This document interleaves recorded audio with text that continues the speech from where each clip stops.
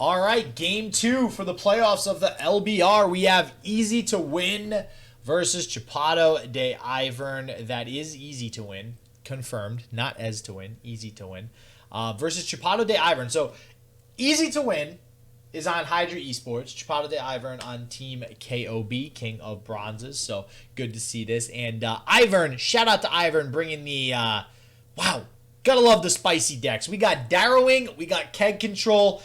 Nice. Let's go. Let's get into game 1.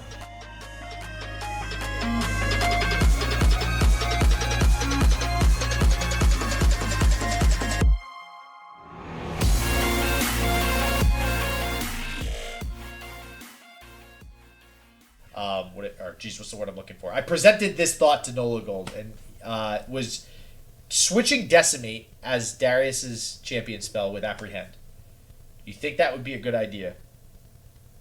That's dangerous. So I now that's kind of what I said, because I think it would be good, but then I think it would be too good.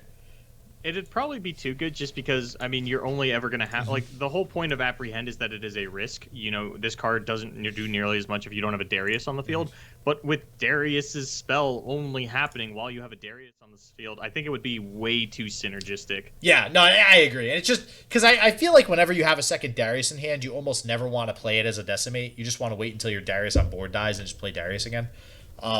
It's just, unless you're actually closing out the game, but usually decks like that are playing Decimate anyways. But I don't know. It was a thought. Maybe it was bad. Maybe it was good. Who knows? My thoughts are usually bad. But besides that, we're getting into game 1 here. Chapado de Ivern versus Ez2Win. And it does look like we have the Keg Control deck queued up first here.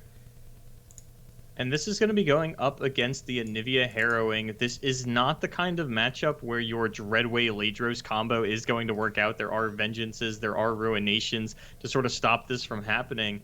And the Frostbite effects, I don't think, get a whole lot of value in a matchup like this for Chapado, who could also have trouble leveling his Thresh given the lack of units coming out of his opponent. But when you are running Kegs and when you are running this Monkey Idol, you actually have a lot of your own units dying. It's not out of the question for it to happen. Yeah, Monkey Idol. Love that card ever since it's been released. It's found a spot in actually a lot of different decks, Keg Control being one of them. One of the more aggressive versions of Sejuani usually runs Monkey Idol to just aggressively level Sejuani and Gangplank, but for the time being, we do see Chapado here being a little bit aggressive. The Petty Officer actually getting this Crackshot Corsair. So although this card is seeing more play, I promise this is not main decked in this Keg Control deck. Is going to get a lot of damage very early on here versus an Anivia deck that, I mean, this Anivia deck wants to go late into the game. So getting this much damage down early might end up benefiting Chapado here. The whole 2 damage as it gets negated by this kindly Tavern Keeper on the follow. It's something, okay? It's a little bit of damage. It's a little tickle. It tickles, all right? Yeah, unfortunately, Chapado not finding any of his sort of consistent damage tools. Would have loved to have that Monkey Idol down on 3, as I think that is something that would take a pretty big commitment out of Ez2Win to actually kill. Even the Grasp of the Undying down onto a 0-3. While you're still, you know, you'd be pretty high on life. You're not getting maximum value out of that heal, more than likely. You know, would feel pretty good. And now we're going into the Thresh turn, but Vengeance is available on the side of Ez2Win. But I'd honestly feel pretty good if they just Vengeance my Thresh. This is not the threat. The Gangplank is the threat. If you want to use resources to kill my Thresh, that's fine by me. Especially understanding that you don't really have anything that I'm, you know, really trying to pick out of your backline. There's no Misfortune. There's no Twisted Fate that I'm going after and really hounding for. Well, and Thresh is not something easily removed. So when you're spending resources to remove Thresh, it's usually something pretty big, like we see here in Vengeance. And having that Vengeance essentially, not necessarily negated, but turned back around into a Glimpse Beyond to draw 2 cards feels really bad for Easy. So very, very good so far for Chapado. Getting that extra bit of card advantage, might be able to go ahead and keep this aggression on after that Petty Officer into the Crackshot Corsair turn. So we'll see if possibly another Petty Officer is played, maybe. But it looks like, considering the open attack to just push the free 3 damage and force the trade onto this kindly Tavern Keeper. Playing respectfully of Avalanche is something that I don't hate. You know, as juicy as the Avalanche does look when your opponent Petty Officers for the first time, and Easy did have the mana for it, you got to think about it from a card advantage standpoint. Well, while your opponent does have 2 units on field, you're really only trading 1 for 1 because the card was generated off of the Petty Officer. And now we're actually going to see Vengeance probably into the Make It Rain follow-up to take this Anivia off the table. But that's the beautiful thing about this Anivia deck. It curves perfectly into the Rekindler turn. Yeah, okay. Listen, I've said it before, and I'm going to say it again. Say it again. I'm saying it again, Boulevard. Tell them. And it sounds like and seems like a good idea to kill the Anivias and get rid of them early on. It's never a good idea to kill the Anivia. It's like, which is like, you're damned if you do, you're damned if you don't, right? And it's just, that's the Anivia deck. And unfortunately, that might be kind of the advantage here for Easy in this overall matchup, just because Chapado kind of wants to go late game as well. But already having Rekindler, already having multiple of the Anivia on field, which also essentially negates the Make It Rain here. It doesn't negate, but makes it more RNG heavy. Like, it's just bad. Like, using Vengeance, that's 7 mana to get rid of a unit that you didn't actually even really get rid of. Imagine Ivern fires off a Make It Rain. It whiffs, goes for the face, goes for the Rekindler, goes for the Anivia. You fire off the second one, the same thing happens. Do you just scoop? I mean, I know you have the Withering Wail to still kill the egg, but the mental defeat that you've taken at that point is pretty great. But actually not even going to worry about the egg for the time being, says I want to continue to develop my board, get a few things out there. But nothing looking particularly impactful on the side of Ivern. These Dreadway deckhands not doing a whole lot. We are going to see the Petty Officer instead, and that is going to get another 1-drop. The Zonite Urchin that doesn't synergize. Man, imagine like 3 patches ago, that 3/2 Petty Officer into that Zonite Urchin that last breath draws a card. Yep. Just how far we've come. Yeah, I am not liking Chapado's position. And just seeing the first few turns play out with this deck, too, in this matchup, I don't think that Keg Control is a good matchup versus this whatsoever, which kind of feels bad. And I imagine Easy with whatever ban Easy decided to take here. Will. Do it. Oh, just is do this it. it? Put him out of his misery. Oh, God. This is going to feel bad. This is going to... Don't be a Withering Well. It's got to be a Withering Well. There's no way it's not. Yeah. Oh, Look Jesus. That just... That hurts. And that's even going to get you 1 less monkey off of the idol. This is an absolutely devastating turn for Ivern, who really is going to have to try and hope for a big, impactful Dreadway to sort of pillar on. But with the Vengeances and Ruinations in Easy to Win's deck and the willingness that he should have to fire off a Ruination, maybe you get a turn with it, but on turn 10, as soon as we see the Anivias come back, it's going to be a little rough. I'm sorry. I can't agree that 2 Vengeances on 2 Anivias is a winning line. Like, I just can never... Like, not unless you know you have...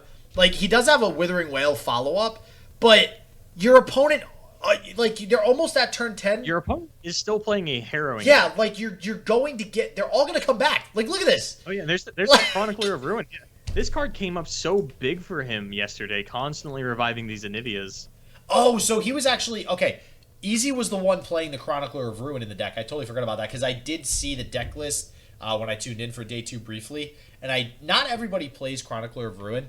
It's definitely more of a... Greedy. Yeah, it's greedy and combo heavy, so like you need to have the right cards in play for it to really work out. But I do like it. I mean, if you're going all in on the late game, you can afford to, wait a little while, get the pieces of the puzzle and assemble them, and get even more Anivias out on the board. Anivia has always been one of my favorite champions. Oh, I love Anivia. I'm not gonna lie. Yeah, I love Anivia. The whole, like, zombie type deal, just reviving as many as possible, and then you go in and attack, and you have all these blizzards going off on the field. It feels good.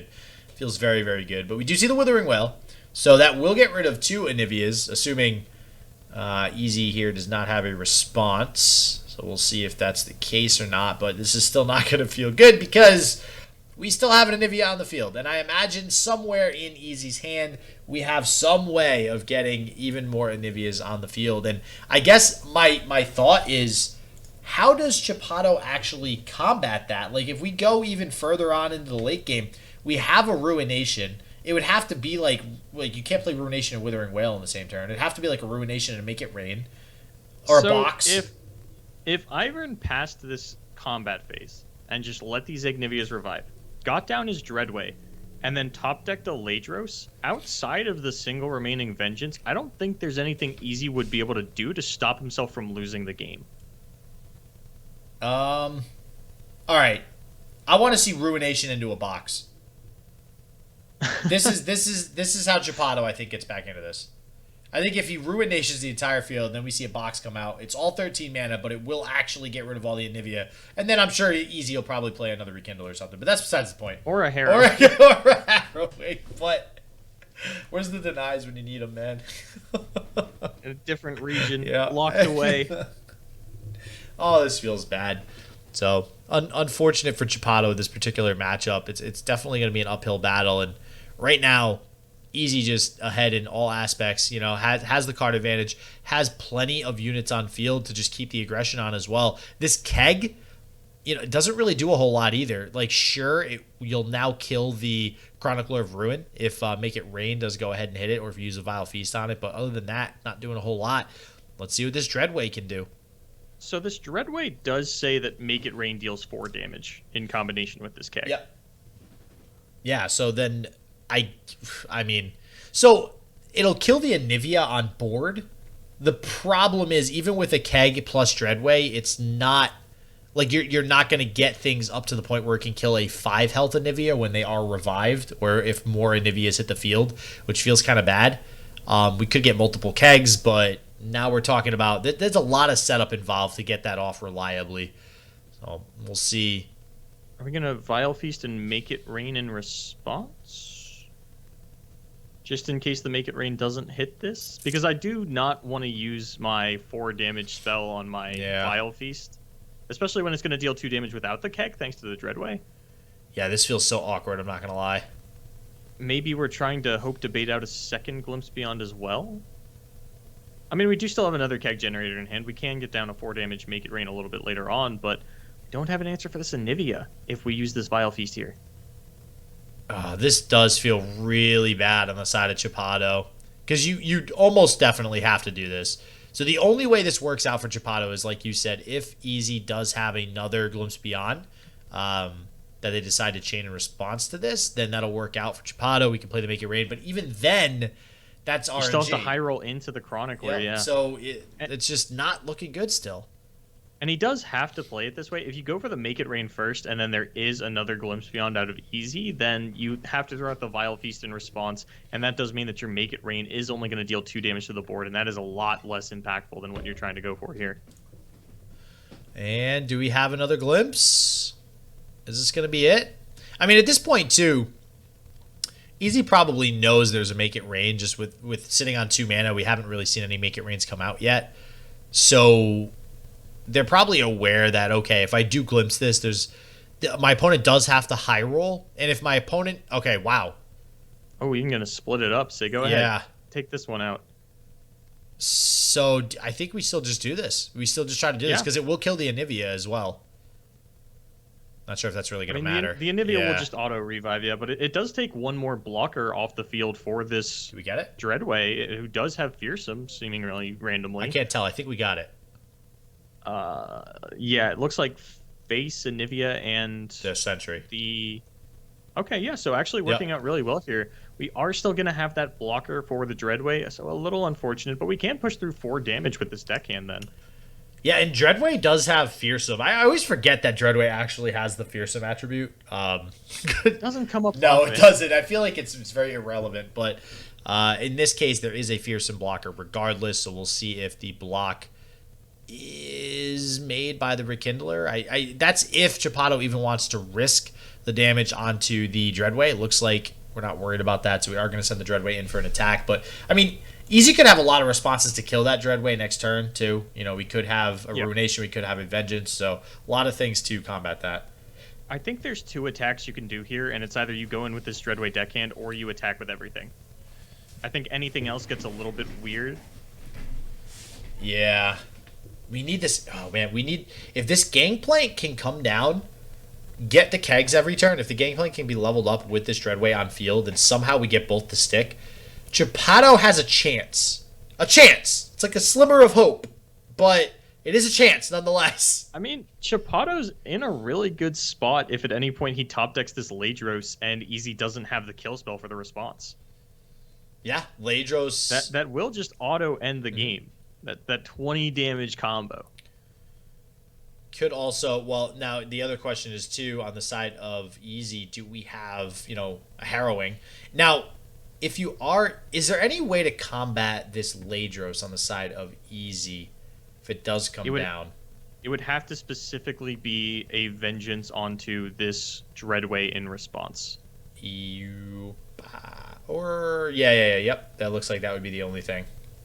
And he's only got one of those left because one was played a little bit earlier on onto the Thresh. I don't even know if he has, sort of the resources to cobble together like 3 or even 4 spells together, because 2 Grasp of the Undying is too shy and only lives you with 3 mana. Yeah, that's not going to be enough to do the additional damage. So it is actually only Vengeance. We could kill it over multiple turns, like if we have an Avalanche this turn, followed by, 2 Grasp on follow-up turns. So if we do see an Avalanche come out, that might be what Easy is setting up for here. So maybe this Dreadway is what Chapado needs, because it's looking like without a Vengeance, this is going to be hard to get rid of. Or Rumination. The Anivia attack will sort of there it is. Also represent... Oh, never mind. Okay, yeah, that means the game's over for Ivern. Yeah. I mean, we tried. He's still got Thresh Gangplank, so they're, the game's not 100% over. Yeah, I mean... They are looking a little rough, though. There is 2 Dreadway. So... there is the potential to draw into another Dreadway. If we draw another Dreadway quickly, there might be another chance, because now we are down one of the Ruinations and one of the Vengeances. The problem is there is still another Vengeance and another Ruination on the side of... wow, Easy. I just totally blanked on the name there for a second. So, it's highly unlikely we'll get that to stick. But for the time being, we do have a level 2 Gangplank, and that's a pretty good card. So we'll see if we can make any progress with it. No Anivia is attacking this turn anyways, so Chapado will still seemingly be able to survive for a few more turns. This Make It Rain can't even get negated by anything like a Vile Feast, as everything does only have 1 HP, and this does set up for an 8 damage Gangplank attack on the following turn. Easy. We keep talking about all these tools that he certainly has to have available, but he's getting pretty low on cards, and unless he finds a Harrowing soon, he is actually starting to look like he's in a fair bit of trouble. Yeah, and, the idea of killing the Anivias as they come out, as crappy as it might be most of the time, if you somehow put your opponent in a position where they actually run out of ways to summon Anivia, which is very rare, mind you, then you will just win the game, right? Like, if Easy draws and there's still no way to summon another Anivia next turn, that's a huge window for Chapado to just start being aggressive and really start to take the game back. We see a very similar phenomena in Lee Sin matchups where you find all these tools and you're like, okay, is it worth it to try and expend all these resources to kill the Lee Sin, or do I just kill every other thing that ever touches the board and just let this Lee Sin live the entire game? Yeah, yep, exactly. And it feels bad when you kill Lee Sin and then another Lee Sin comes out. Yeah. Or they, bash in or whatever. If you do find the window where you kill that Lee Sin and then nothing else comes down, the Harsh Winds. Yep. I mean, that's not a... That's kind of a nothing play on the side of Easy. Not bad. You are still taking a little bit of damage for the turn. You're not developing anything with that additional 4 mana, and Ivern also going to float into 13 on the following turn. Granted, doesn't have a big punish. Even, without the Dreadway, a Ladros would go a long way in ending the game much more quickly for Ivern. Yeah, and I mean, not even that though, because we do have Gangplank dealing damage every turn. Theoretically, 2 damage every turn. Oh, at least 3 if the Keg survives, but no, not going to survive this time around. So that's unfortunate. So Easy does finally find a way to redevelop some of these Anivias, and I think this is the point in the game where Chapado is now out of resources to deal reliably with the Anivia. We can pull it with the Thresh, maybe somehow do that and then get to Make It Rain off for 2 damage. That might be a way to kill it, but then you still have to deal with the egg. So the Gangplank attack in combination with the Thresh actually will kill the Anivia. Yep. And then you can follow up with the Make It Rain. Yeah, it can be used to clean up the egg. So, I mean, Ivern's position isn't terrible. Easy does seem to be sort of loaded up on defensive spells that aren't pairing well into what Ivern has available for him. Could be like another copy of Harsh Winds. Maybe, does he play 2 Harsh Winds? It might only be the 1 main deck copy. He's playing... It's only 1 main deck copy. Yeah. But, I mean, like a Withering Wail is a card that he could be sitting on that we haven't seen come up. But we're going to see the block with the Gangplank. There is 3 Whales in there, yeah. So... wow. Okay, opting to block with the Gangplank. I don't know. I'm not crazy about that. Have we seen any Grass come out yet? Not only Grass, but this even puts it in range of Whale. Wow. Oh, yeah, because of the 2. Like so this reads to me like he really wants to use the Gangplank rather than the Thresh to actually take out the Anivia, or maybe just get this additional blocker off the turn. off of the field for the turn and says, you know what, I actually really need this Gangplank to kind of carry me in the game, and this, I think, is the best way to do it. It is a risk, especially if you throw down this Petty Officer. You're just asking to be Withering Wailed, but if Easy doesn't have it, then you're in a great position. And even if he does, you're at least leveling this Thresh. Yeah, that's what I was going to say. I mean, even if we lose this Gangplank, you still have the Thresh that'll pull another one. So I guess that's kind of the idea of blocking with that Gangplank there. You're not really too concerned about it. And you got to pray this hits the egg. Hover it. Hover it. Did it hit the egg? I have to know. He's not going to hover it. This looks like a glimpse beyond... Oh, a Vile Feast down onto the Gangplank instead. Okay, it hit the egg. Okay. All right. We're back in this We are back in this one. At least for the time being. It's really weird because this kind of feels like the situation where like both players definitely look like they're out of the game. Well, yeah, it's weird. Like one of you does have to win. But I will say, Easy, I think, has better top decks at this point. Or sorry, not Easy. I think that Chapado has better top decks at this point than Easy. Unless, of course, Easy's top decks... If he gets something that does summon an Anivia, then that is just, it makes it too hard. But a Rekindler on both sides is crazy. So for Chapado to get this, we're going to get a Gangplank. We're going to get another one with the Thresh. The question is, do you play the Rekindler now and just try to go face and go ham, or do you just attack with the Thresh? So you had mentioned that you thought Ivern had the better sort of top decks from here on out. I think that both players still have a pretty wide berth of things that they can draw, and one thing you do have to be cognizant of is the second copy of Ruination coming out of Easy. Mm-hmm. I mean, as safe as this Thresh attack is, I really like sort of the greedy line that Ivern has taken over the last couple of turns, playing pretty sketchily with this Gangplank's HP, and I think the Rekindler is a pretty close to game-winning line. I think you're representing 4 damage on the attacks then just from the Gangplanks themselves, and you would actually present lethal this turn if that's the case, as you'd get 4 damage from the Gangplanks and then 12 from the overwhelm of them. So I do really like this Rekindler, as sketchy as it is. If there's no Ruination, this is a phenomenal turn for Ivern. Yeah, well, that's a big if. There is still one left, and that blows out this game. I don't know about a big if. There is only one. Okay. And I don't even know about blow out the game. Easy's only going to have 2 cards left. If it's like a Grasp of the Undying and a Withering Wail, that doesn't really do a whole lot in this top deck war. So for that reason, I actually like this play, and this is a good point to make in any situation for especially new players. This is a huge risk, obviously, because we know Ruination is a card that we could be playing right into it. But when you look at the risk that's being taken here from Ivern and seeing that, like you said, Easy would only have 2 cards left, even though it would wipe the field. Easy also doesn't have a lot of cards left either, actually 3 with the Sentry. That's not as much of a risk as it would usually be. Usually you're getting blown out by Ruination. So I actually really love this play, and getting these multiple procs of the Gangplank effect makes it so that none of these blockers, minus the Kindly Tavern Keeper, are actually going to put damage on. And all right, Easy surrenders. So killing the multiple Anivias, wow. That was the right play. This deck, I don't see Keg Control play too often, but it looks like focusing down those Anivias and taking away those as options from Easy was the right play here, and the Keg Control deck going to take one home. Yeah, the Harrowing never found on the side of Easy would have totally swung that game back in his favor, and we talked about this Ladros Dreadway combo to death, but the Rekindler ends up being the difference maker. Yeah. Just that style ability to constantly generate multiple copies of a champion. In SJW, we are getting this Darrowing deck. This extremely low spell count Darrowing deck at that. Easy, I love you. I love Easy right now because... This is Ivern's deck. No. Well, no, but that's what I love Easy, because Easy banned the regular deck. He kept the Keg Control and the Darrowing deck live and banned the Fiora Shen. So thank you, Easy. I appreciate that, all right? Oh, man, this is great. All right, so now here, I can't wait to talk about this stuff. So we have, yes, that's right. You see that correctly in hand, folks. That is, if you don't know the name, because I would not think any less of you if you did not know this card's name. That is the Trifarian Hopeful. And if you don't know what it does, I also would not think less of you if you didn't know what it does. It's when it's summoned, it gets +2/+0 if you have another Noxus ally. So that is a 5/2 for 2 if you start off with a Noxus ally. And as we see here, we have a Draven's Biggest Fan coming in hot on turn 1.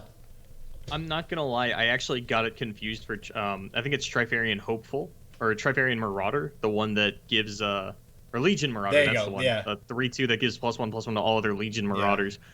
But no, I mean, this is Wow. look at that. Look at that, 7 damage turn 2.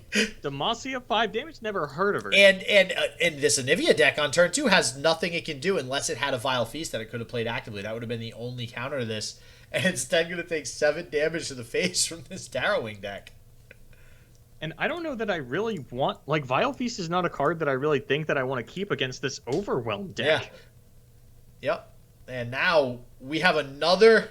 All right, listen. Not for nothing. I'm listening. This card never sees play, but now that you Never. see it, and there's 2 5/2s on the field on turn 3, going into an attack turn on turn 4, it seems okay. It seems playable, I'm not gonna lie. So another card in this deck that I want to touch on, 2 copies of Battering Ram. Oh, no way. Wow. Oh my god. Chapado, man. Did you like slide him a 20 to play your lineup? I think so, man. This is a dream come true here. What is this? Trifarian Hopeful, 3 of. Battering Ram, 2 of. There's a Farron in there. We got an Apprehend in there. What does that card do, my Sculpo? I know. That's the good part. I guess this is the bad part for you, SJW. It looks like this game is about to end so quickly. The cast for this will be short-lived. I need you to try and take over the mic as much as you can. Let us know what's going on. This is your area. All right, guys and gals. Here's what's happening. We going face. All right. This is what's happening. Face is the place. He only dealt 2 damage this turn. He's back up to 17. I know. With that said, there's a lot of heal in Easy's deck, so if there's a deck that can show that Darrowing is good, it's this deck, because if Darrowing can actually beat Anivia Harrowing with how much heal this has, that's impressive. Darrowing and Bald Eagle were the 2 big Shadow Isle decks of the same patch, so it is a little bit weird. You know, that was patch 1.4. This is patch 111. Yeah. You know, 7 patches later, we're seeing the same mirror again.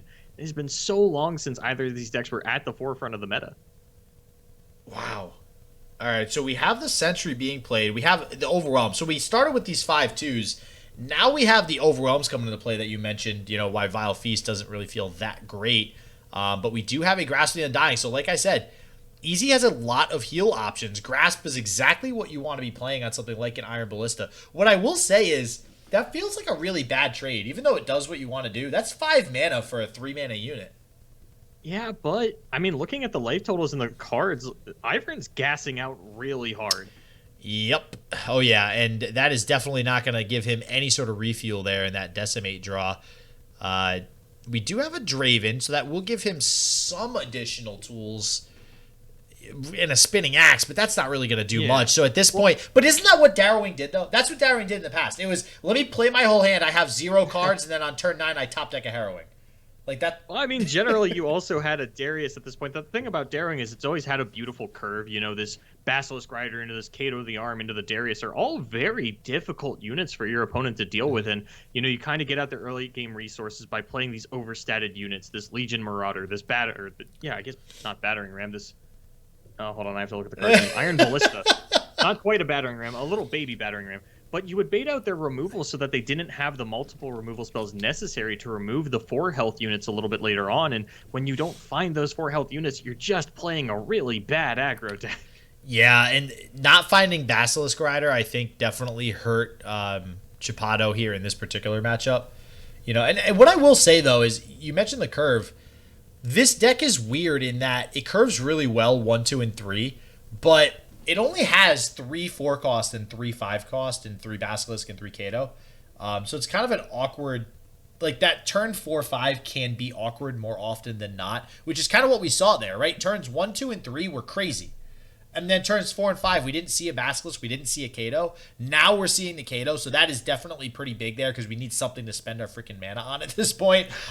So good thing he picked that up. But this Anivia, I don't really think it's going to get too much done. It will put things like this Iron Ballista in range of something like a Vile Feast, so I imagine we'll see something like that come out here in just a second. It also sets up a great Withering Wail by hitting this other demo down to a 2-1. The Kato, you know, sort of vulnerable to the Vengeance on the turn, but honestly, if I play a Kato and you respond with Vengeance, and then I just decimate you, I feel like I kind of won out on that trade, putting you down to 3 HP for the following turn and presenting lethal if you don't have that second copy of Withering Wail. And looks like... I don't... Well, I don't know. This is iffy. I mean, I get the idea is probably playing around something like Vile Feast and Withering Wail, because if you know it's going to die, you might as well get value out of it. Yeah, sort of stalwarting the actual value that Easy's getting out of it. I mean, and if you go for the attack with the Iron Ballista, it's just getting blocked by this Anivia anyway, right? The concern is that the Agnivia does now open up as sort of a separate blocker. So one more unit is going to get blocked that wouldn't have gotten blocked last time anyway, but it does play around the whale better. Yeah, and I like this, because at this point, I mean, if you obviously have access to your opponent's deck list, you know there's 3 Withering Wail. Not only that, there's 3 Vile Feast. Both of those cards I think you have to worry about in this situation. And even Avalanche is something that you were setting up for that will now kill your Agnivia. Yeah, so I think that this is the right block. I think this makes a whole lot of sense here on the side of Ivern. And we'll see, from Easy, if we do see something like an Avalanche or a Vile Feast or any of the plethora of removal spells here come down. And I do like this as well, playing the Decimate first, forcing out something like a Whale prior to the Kato or the Draven coming down. All right, down to 3 is Easy. I mean, how much damage has Ivern dealt this game? What are we at, like 25? Oh, yeah, definitely enough to kill Easy by now. So, and this is the thing. Like, see, now we see a Kindly Tavern Keeper, and that's the thing with this, right? Like, there is just so many ways for this deck to heal. And even to the point where we had 7 mana, this puts Easy in a situation where if we have an Avalanche now, which there's also 3 of, this is a great Avalanche, because now you're also going to put damage onto the Kato, and yep, it looks like we are going to get Avalanche here. This is an incredible value Avalanche. It's going to feel really bad for Ivern. Oh, no, Vile Feast, okay. Ooh. And that does mean that we are left with a unit to pump with the Kato. Yeah, and that's a big deal. I mean, that is more overwhelm damage that's going to come through. If we can top deck something big here, like a Harrowing, this is what this deck does. He doesn't have the mana for it. He's only at 8. But I'm pretty sure he can live till the next attack turn, right? Oh, probably. But I mean, Easy does play Ruinations, which is sort of one of the problems that we always ran into in a matchup like this. You know, the Bald Eagle deck was immune to Ruination because we would get so many Anivias. You Ruination me. Oh, well. Oh, no. My Agnivias. They're going to revive next turn anyway. Darrowing gets completely shut down when their Harrowing gets stopped. And honestly, there's not a whole lot popping out of this one right now. No, and unfortunately, like you said, with the Ruination, that could counter the Harrowing. The other thing, too, is right now there's blockers. There will probably be more blockers that come down. And there's not, if I remember correctly, a whole lot of Overwhelm units right now coming out of the Harrowing. If we do get this Kato to die, then that will be something that pops out, which will create an Overwhelm unit. I think there's only... Was there 2 Iron Ballistas that came out? Yeah, I think the Harrowing, if everything dies before the Harrowing comes out, would get you a Kato, 2 Iron Ballistas, a Draven, and 2 of the Legion Marauder. Or not Legion Marauder, the Tribarian Hopeful. We'll get used to it eventually. Yeah. I believe that's what we'd be popping out right now. Okay, so there is actually still 3... finds a Harsh Winds. And yeah, that's one of the great things about... I love Entreat in this deck. Because it's not just draw a champion. It's draw Harsh Winds. Which is pretty freaking good, especially in situations like this. Yeah, managed just to take absolutely no damage that turn. And I mean, we've seen these axes come up in the previous builds where we constantly talked about the Elise versus Draven, how often that 1 damage from the axe actually ended up coming up. But now, you know, you don't have as much burn as you used to. The Grenadier doesn't represent 2 damage like you used to. You don't have that Demolitionist and Crimson Disciple combo. You don't have the transfusions for the Disciple combos. And I don't think the Draven's necessarily as impactful as it used to be now that you're playing a lot more for Overwhelm than burn. Yeah, and this, I mean, at this point where Ivern's at, are you just kind of coming to terms with, okay, I'm just playing Harrowing next turn regardless of what my opponent does? So, okay. Which is apparently a Harrowing of their own. Okay. That's interesting. So, this gets into Nivea, and I think you just take everything else, but then you kill your board. You want your board to die if you're going to play Harrowing next turn, right? Yeah, I'm kind of curious if Easy is actually going to go for the attacks here, or if he wants to try and keep Ivern's board a little bit mucked up for the Harrowing. The only thing that really is mucking up the board, though, is this Demolitionist, and that probably just represents a Marauder that would have been blocked anyway. Yeah. The Kato is going to be here no matter what. So I would like to see the attack out of Easy, especially understanding that I don't think there's a world where you get to one-shot your opponent from 16. I think this is going to take 2 attacks over the course of a couple of turns. And if you can hit them now, survive the next turn, hit them again, it just gives them a little bit less time to top deck the outs and maybe get even... Because Harrowing's not the only threat here. A Darius is extremely threatening to a situation like this, especially if there's an Apprehend coming out alongside. I was just going to say, what about Apprehend? We forget about that card. And, the only thing it's kind of crappy with Apprehend is, obviously you can't really use it with Harrowing. So it's kind of... Apprehend essentially is like a third Harrowing if you already have a developed board. If you already have a Darius that attacks, you can go ahead and rally, attack again. If you have other Overwhelm units, you have a Kato on board. So I don't know if Apprehend is really going to do too much here at this point in the game. So we'll see. I mean, I imagine most of these attacks will get let through. We might trade the Demolitionist. Looks like we're going to sack the Kato as well just so we can get it with the Harrowing, so that makes sense. And I guess it's do or die. Either Easy has the Ruination or he doesn't. Do you play this Legion Saboteur? You would be getting that in... Oh, no, you wouldn't even... Yeah, so you would be getting that instead of one of the Legion Marauders. And since those are pretty likely to get blocked anyway, does the 5 attack really make a difference versus the 1 damage that you get to push through on attack? Let's see, depending on the blockers... Actually, yeah, no, I think the does. blockers are going at Kato and probably one of the Overwhelm units. So, no, I think... Or the other 5-2. I think getting the 5-2 would be better then, because it's more likely that that's... Well, no, that's just going to get a blocker out then. Yeah. And then, so otherwise it would block, what, the 4-3 Ballista? I don't know, that's tough. There's a lot of math involved with that, and I don't like doing that, so... All right, where is it? Is there a Ruination? Where's the Sweaty Ezreal emote? Oh, there it is. The surprise jinx, and there's a Ruination. There it is. I mean, so you do still have plays after this Ruination resolves. Now you can get down this Saboteur alongside the Legion Marauder. Yeah. You're probably going to get at least both the eggs out of your opponent. Yeah, I don't see why you at least wouldn't block. one of them. And you get the 1 damage, so... Yeah, things still looking okay for Ivern, and with 3 mana, there's really not a lot Easy can do here. Vile Feast is an option. You also save one of the eggs if you're able to Vile Feast here. Oh, Vile Feast is backbreaking. Yeah, Vile Feast, I think, completely ends the game. Yeah, because then you just get to kill the Saboteur here. You get to block that Marauder with the Spiderling. You get your 2 Anivias next turn.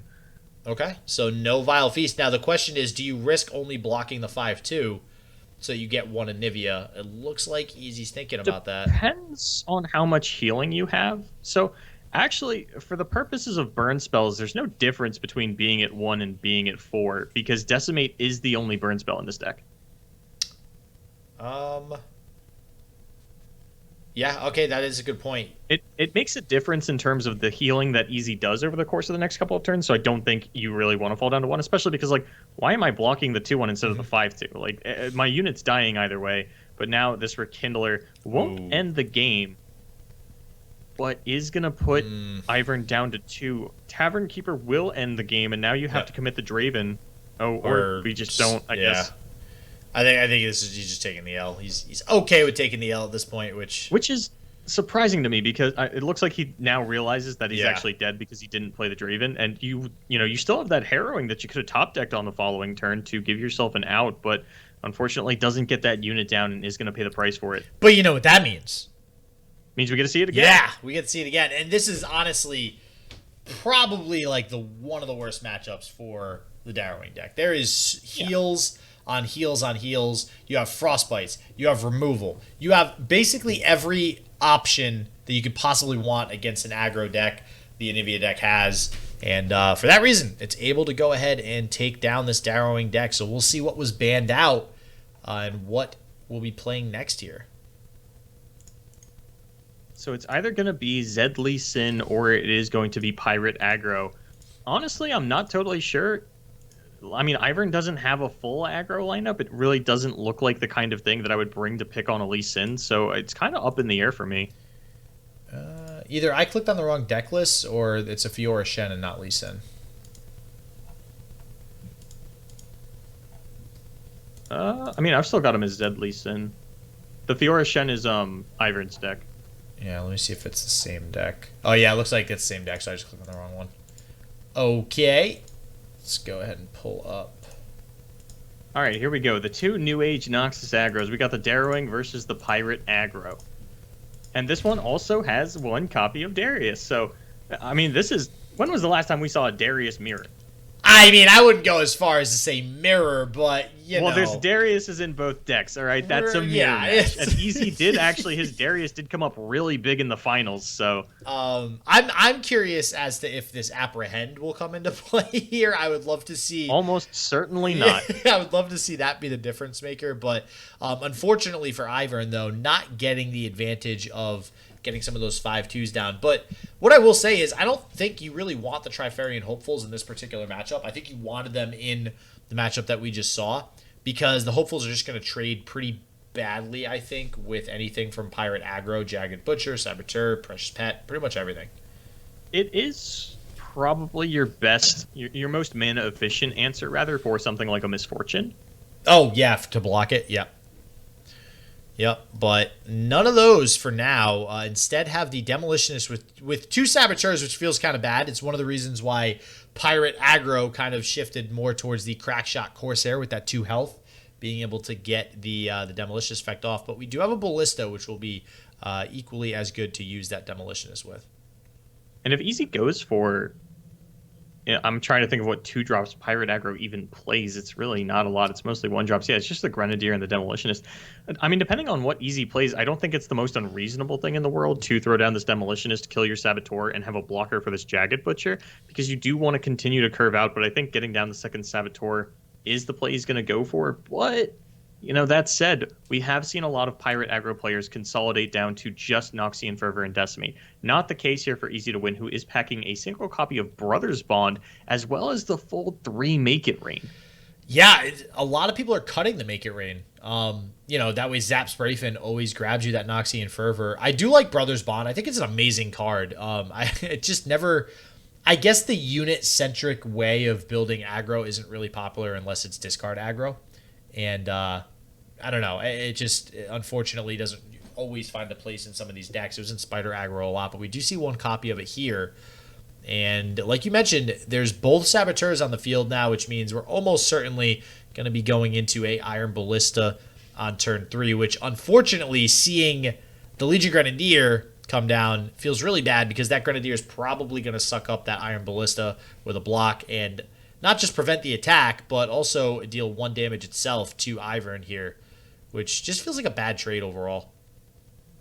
Yeah, definitely felt a little weird for Ivern. I think I would have preferred to hold that back for the attack, but I do understand that the Gangplank is one of the big threats that Easy has available. The card that was cut down on for the Darius was the Misfortune, so there is still 3 Gangplanks here, and that's something that Ivern doesn't deal with very effectively. A 6/6, once it's leveled, you know, that's going to get over the nerfed Basilisk Rider, that's going to get over Kato the Arm, and I think Ivern really just has to try and stall out for a Harrowing turn. I do like this by Ivern. So like I just mentioned, you know, blocking the Ballista with the Grenadier would have felt kind of bad. So I do like getting something out of Easy prior to summoning the Ballista with that attack there. But unfortunately, the Make It Rain going to take care of the Saboteur. On the bright side, getting rid of the Make It Rain, so it will be less damage overall. And instead, though, blocking with the Ballista. So Ivern putting himself in a position to block with the Ballista, that is terrible. Like I was wondering if he was going to play the Demolitionist instead, because you knew that your opponent was going to attack with that next turn. Maybe you were hoping for... I don't even know what you were hoping for in terms of a unit that Easy could play that you could get more value off of by blocking it with this Ballista, but if they did any kind of development, you could just get the Ballista down next turn and out. The Decimate not even fired off on the off turn, so the Grenadier did still push through 1 damage, and that is a missed Gangplank tick potentially. I would assume that Easy's kind of clogged up on this card, and we might just see another Decimate out of him this turn. And that's really good for Ivern because that means there's no development on the side of Easy. He needs to play something here, which is not going to do a whole lot because the Quick Attack and Overwhelm, this unit is going to do nothing. Yeah, I was actually a little afraid for the possibility of a Gangplank coming down because then, you know, a 6/3 Overwhelmed Draven can just drag that keg over to the side. Instead, it will be the Legion Grenadier just 1 mana shy of this Whirling Death, but that Whirling Death can come in really big a little bit later on as we get this second Kato down. That's another card I think is really good that doesn't see any play. Whirling Death? Yeah, I think it's difficult to play, but I think it's really, really good. As do I. I love that card so much. And Draven, I was talking about this with Nola yesterday when we saw the Diana Lee Sin start to pop up over the weekend, where back when Draven Yetis were kind of a thing, it felt like Draven was in the deck because Whirling Death was one of the best cards in that deck. So putting Draven in, while it, you don't really get to use the axes too much, it does give you effectively 5 copies of Whirling Death. And Diana Lee Sin feels the same, where it's like, okay, what is this Diana doing? And the answer is giving me 5 copies of Pale Cascade. Yeah, which is freaking amazing right now. All right, here we go. The Battering Ram is on the table. This will never come back from a harrowing, but it will get some work done here. Yeah, all right. So now that you mentioned that, you kind of addressed the elephant in the room. That's really unfortunate. You're investing 6 mana and you don't even get to resummon it with Harrowing. I'm not crazy about that decision for that reason and putting this in the deck. I don't think I've ever seen Battering Ram in a deck that didn't have Katarina. I was just going to say that. That's the only other deck I've seen it with, Katarina. That's it. So, but we see it here. Does provide a blocker. It is an effective blocker. See, we're looking on the bright side, all right? This card has a use. It was in here. See, that's the real 10-headed play. It was in here for the mirror match. Boy, here he is, Darius, right on time. This is gonna be great. So we'll see if Easy has the. Just gonna see what comes out of the harrowing. That's not a bad harrowing by any means. That looks like a game-ending harrowing to me, and he is gonna lock that one in. Yep. Not even needing the Darius here. Just gonna go ahead and use the harrowing. And that Battering Ram will actually effectively, for those of you who don't know what the heck this card does, when it attacks, it gets +4 attack, and it's Grant, so it gets it permanently. And that means it's going to be a 4/5 Overwhelm in addition to everything else that this Harrowing is going to summon. And I don't know if Easy really has anything that's going to answer this well. No, the Harrowing is sort of the blowout card that Ivern has for this matchup. What is he going to do? Like, make it rain 16 more times? I don't think so, Buckaroo. You got 3 cards and 7 mana. This is going to be at least 2 damage represented on the attack from these Legion rear guards, Legion Saboteurs. Legion... Yeah, there's too many Legion stuff going on sneak now. around and deal 1 damage underneath of you. The bad Boom Crew Rookie of Noxus. Whatever you want to call it. Rip Boom Crew Rookie. Rip. I don't know about peace. Boom Crew Rookie can rot. So, we do see the Imperial Demolitious coming down, dealing a little bit more damage. I do think that Ivern's still 100% out of range of any combination of cards to get lethal on the side of Easy, so... Especially with 2 Spinning Axes in hand already. Yeah, I think this is just game. And the 2 Spinning Axes represent 2 more damage. So, I think this is game. I think this is just enough damage and then some in case, Easy has like a Noxian Fervor to possibly prevent something. Noxian Fervor would probably be the best bet here. Maybe throw the Gangplank in front of a Saboteur, Fervor, the Ballista. It's not looking hot. Yeah, -7. Yeah, that's it. And that's going to be game. Ivern taking it with the Darrowing deck, baby. We have seen it. You saw it here first. We had a Keg Control and a Darrowing deck. Go ahead and take some games there. So good stuff. Good stuff. New decks coming here in the LBR. Pretty excited. All right, and Ivern picking it up with the spice. You gotta love to see it. Whew, love seeing some Darrowing and Keg Control back in the format. So good on Ivern for bringing those creative decks to this tournament. But as always, everybody stay healthy, stay positive. I hope shit just works for you, and peace out.